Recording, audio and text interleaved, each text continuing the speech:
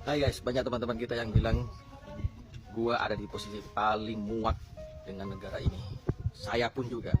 Bahkan ada yang bilang Indonesia itu warganya itu suka merantau. Kita sebagai perantau ke luar negeri bukan suka ke luar negeri, bukan enak di luar negeri.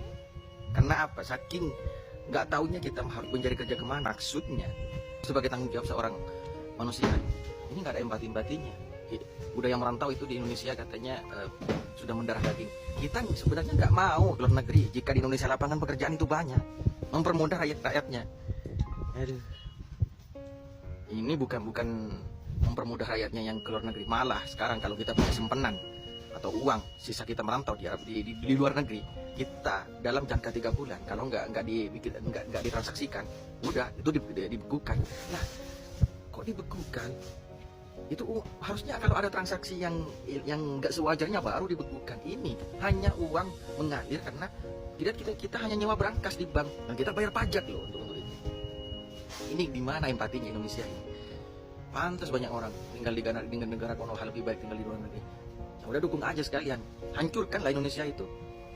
Ngapain kita sibuk-sibuk dengan Indonesia negara dengan nikelnya, dengan apanya semuanya. Atau ujung-ujungnya semuanya dikuasai oleh Amerika, dikuasai oleh asing. Bahkan data kita gara-gara perdagangan yang 19% negosiasi dengan Amerika itu, wah, maka data kita akan dikelola oleh Amerika. Data pribadi kita dijual. Ini bukan permasalahannya lagi tentang siapa yang milih siapa dan siapa terpilih karena siapa, bukan. Ini semacam kita kayak sapi peras yang diperas hanya susunya, habis itu dibuang wadahnya itu. Kalau udah tinggal tulang itu sapinya udah, nggak, ini mau dimakan pun nggak berarti apa-apa karena sudah nggak ada dagingnya. Ini gimana nih negara ini? Negara ini apa? Aduh, orang yang di luar negeri, orang yang sebagai TKI, BMI di luar negeri, bahkan takut pulang karena saking peraturan yang nggak masuk di akal. Contoh lagi tentang masalah korupsi yang 271T, korupsi yang apa gitu. Lalu uangnya itu disita oleh Kejagung begini-begini. Lalu kemana? Mengalirnya uang itu kemana? Kemana mengalirnya? Itu yang jadi pertanyaan.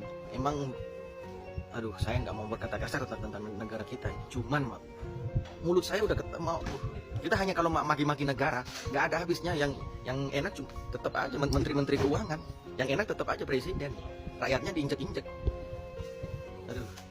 Terus kalau misal semuanya sudah hampir mati rakyatnya gitu, lalu mereka enak-enakan di atas, wah, di Indonesia negara maju bangke.